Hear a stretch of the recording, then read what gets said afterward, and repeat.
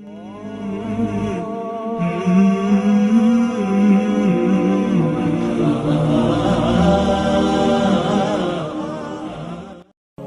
کسی مجبوری کی وجہ سے ویڈیو کال پر نکاح کیا جائے تو جائز ہے؟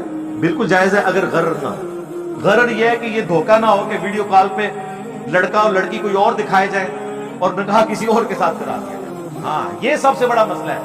ویڈیو کال سے کسی کو اختلاف نہیں ہے، سب کہتے ہیں جائز ہے۔ یعنی جس طرح مثلا میں آپ کو کہتا ہوں، جس طرح ہم اپنے کزنز کو جانتے ہیں، اگر کسی کا کزن میں رشتہ ہوا ہے اور وہ باہر بھی ہے تو وہ پہچانتے ہیں کہ یار یہ لڑکی وہی ہے، یہ لڑکا بھی وہی ہے، دونوں طرف رشتہ دار بیٹھے ہوئے ہیں، وہاں تو دھوکہ نہیں ہو سکتا۔ لیکن جہاں آپ جانتے ہی کوئی نہیں ہے، ایک دوسرے کو دیکھا بھی نہیں ہوا، پتہ ہی نہیں ہے، مطلب وہ اینڈ ٹائم کے اوپر آنٹی ساتھ بھیج دے آپ کے، ہاں نکاح لڑکی سے کروایا ہو تو بھیج آنٹی دے، ہاں نکاح لڑکے سے ہوا تو نال جانے انکل آ جائے لڑکی نو لینڈ، پھر کیا کرو گے؟ اس غرر اور دھوکے کو بچانے کے لیے کہا جاتا ہے کہ اس کو اوائڈ کریں، ادروائز اگر غرر نہیں ہے تو کریں۔ وہ تو ریئل ٹائم ڈیٹا آ رہا ہے نا ادھر سے ادھر، بالکل درست ہے، اور بلکہ اس کی بھی ضرورت نہیں ہے۔ دوسرے ملکوں میں جہاں آپ کا کوئی قریبی رشتہ دار ہے، آپ اسے وکیل بھی بنا سکتے ہیں۔ لڑکی کے پاس ڈائریکٹ جانا ضروری نہیں ہے، لڑکی کا اگر باپ بیٹھا ہے اور جا کے سگنیچر کروا کے لے آئے ہیں، دیٹس آل کافی ہے، وہ لڑکی کا وکیل بن کے آئے، چاہے دوسرے ملک میں بھی جا کے وہ نکاح کروا دے۔ تو اس میں کوئی مسئلہ نہیں ہے کہ دھوکے کو اوائڈ کرنے کے لیے لوگ کہتے ہیں کہ ویڈیو کال سے اوائڈ کریں، ادروائز ویڈیو کے ساتھ کوئی لین دین، باقی سارا کام اسی طریقے سے ہی ہو رہا ہے میرے بھائی۔ انگریز زبانوں میں نکاح رجسٹر ہوتے تھے، زبانی کلامی ہوتا تھا نا، ایجاب و قبول گواہوں کی موجودگی میں، اب ریٹن میں ہوتا ہے۔ آپ کو مجھے اگر آگے کہ جی ریٹن میں نکاح کا ریکارڈ رکھنا کیا ضروری ہے، میں کہوں گا شرعی طور پہ تو ضروری نہیں ہے، لیکن اخلاقاً یہ ضروری ہے، ورنہ قانوناً اس کی کوئی حیثیت نہیں ہوگی۔ آج کل کے دور میں یہ ضروری ہے، لیکن مولویوں نے چھپ چھپا کے دوسری تیسری شادیاں کی ہوئی ہیں، وہ رجسٹر بھی نہیں کی ہوئی۔ ہاں کیونکہ وہ رجسٹر ہو جائے گی تو مرنے کے بعد اس بیوہ کو بھی حصہ ملے گا، تو یہ نکاح ہے ان کے، نکاح اعلانیہ ہوتا ہے، زنا چھپ چھپا کے۔ مجھے بتائیں جب یہ مرد مر جائے گا اور اس کے مرنے کے بعد 2-3 جو عورتیں چھوڑ کے اور اس کے بچے چھوڑ کے جو یہ مرا ہے، ان کو وراثت میں حصہ نہیں ملنا جب ان کے پاس ڈاکومنٹ ہی نہیں ہوگا کہ ہم ان کی بیوی ہیں، تو وہ قانون مجھے بتائیں لے سکتے ہیں جداد میں سے حصہ؟ تو ایسے مردوں کے ساتھ یہ عورتیں شادیاں کیوں کرتی ہیں مولویوں کے ساتھ؟ اور یہ مولوی زیادہ تر کرتے ہیں، یا مولوی کرتے ہیں یا پولیٹیشینز کرتے ہیں، اور اس کو رجسٹر نہیں کرواتے۔ آج کے دور میں اگر کوئی رجسٹریشن نہیں کروا رہا نا نکاح کی میرے بھائی، ایسا نکاح بھی باطل ہے، کیونکہ وہ آپ کو غرر اور دھوکے پہ مرتی ہے، چاہے اسلامی شرطیں پوری ہیں۔ لیکن چونکہ یہ معاشرے کا ایک، اس زمانے میں اگر کوئی زبان دیتا تھا نا جناب، کافر کو بھی گردن کٹتی تھی۔ جناب غزوہ خندق میں کافروں نے بھی مسلمانوں کی طرف سے لڑتے ہوئے جان دی ہے، جنہوں نے مساق مدینہ حضور کے ساتھ کی ہوئی تھی، اتنی زبان کے پکے تھے وہ، نبی کو نبی نہیں مانتے تھے، لیکن کہتے تھے زبان دی ہے کہ اگر کل مدینے پہ حملہ ہوا تو ہم مدینے کی بات کریں گے، مرے ہیں وہ، عمر سیریز میں انہوں نے دکھایا مرتے میں ان کو۔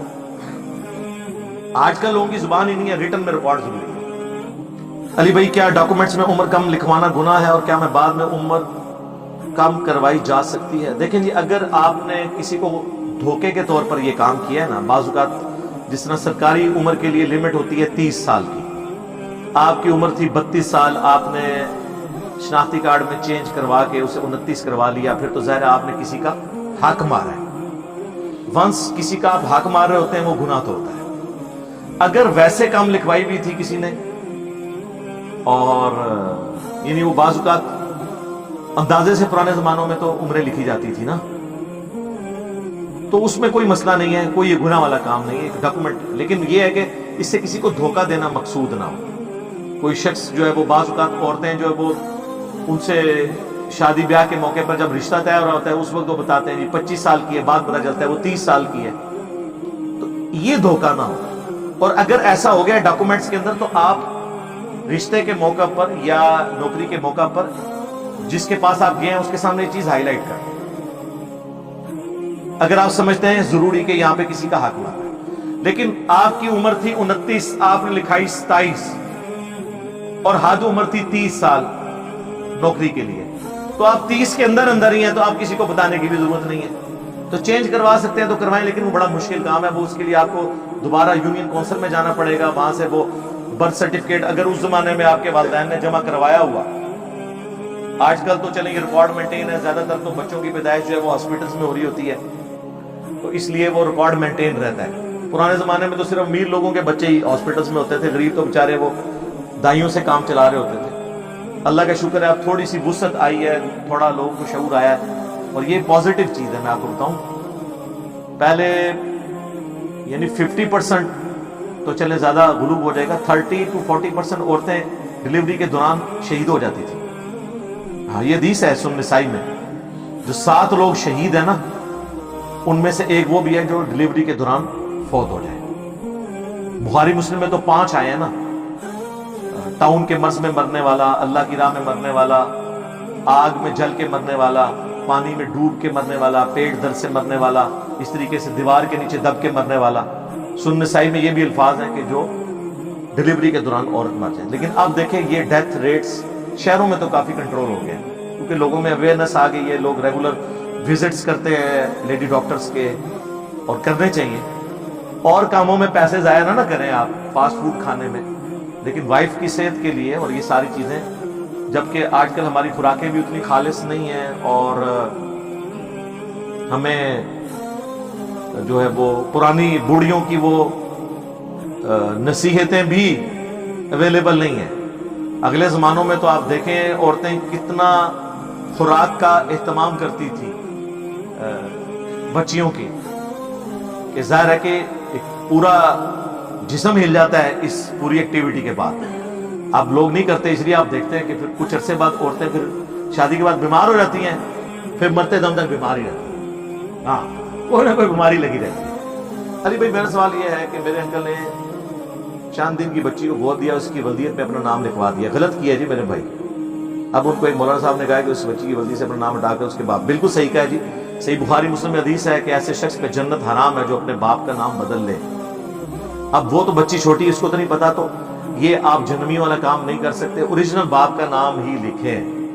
اور اگر بچی وہ آپ کی محرم نہیں ہے تو پھر اپنی وائف کو وہ ٹیکا لگوائیں جس سے دودھ اترے، اور وہ 2 سال کی عمر کے اندر اندر وہ بچی دودھ پی لے، کم از کم 5 دفعہ، جو صحیح مسلم میں ہے، تو پھر وہ رضائی اس کی بیٹی بن جائے گی۔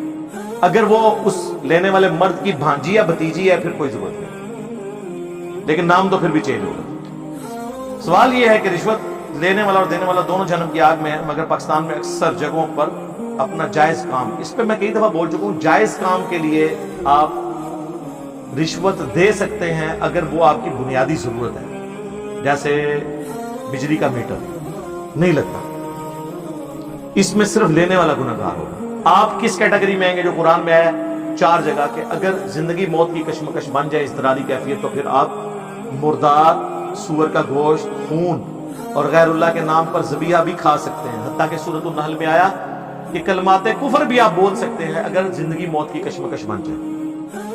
تو آج کل کی بیسک نیڈز میں بجلی شامل ہے، اس کو آپ نکال نہیں سکتے۔ آپ یہ نہیں کہہ سکتے کہ جی فلانے گراج تے بجلی کوئی نہیں ہے۔ سرکار وہ گراواں دا مسئلہ علیحدہ ہے، ہماری یہ بنیادی ضرورت ہے۔ انسان کی ڈسکوریز میں سے نمبر 1 ڈسکوری جس کے بغیر انسان کا آج کی دنیا میں گزارا نہیں ہے، وہ بجلی ہے۔ سارا کاروبار اس میں چل رہا ہے، گھر میں ضرورت ہے ہماری ساری مشینری، یہ بیسک نیڈز، اس میں صرف لینے والا گنہگار ہوگا، دینے والا نہیں۔ البتہ آپ نے رشوت کسی ناجائز کام کے لیے تھی، کسی کا حق مار کے آپ نے نوکری لینے کی کوشش کی۔ ایک یہ ہے کہ آپ میرٹ پہ آگے، آپ کو نوکری صرف اس لیے نہیں مل رہی کہ آپ رشوت نہیں دے رہے، آپ سے نچلے والے کو وہ رشوت لے کر نوکری دے دیں گے، پھر آپ دیں گے، اس کی غلطی کا وبال اس میں ہوگا۔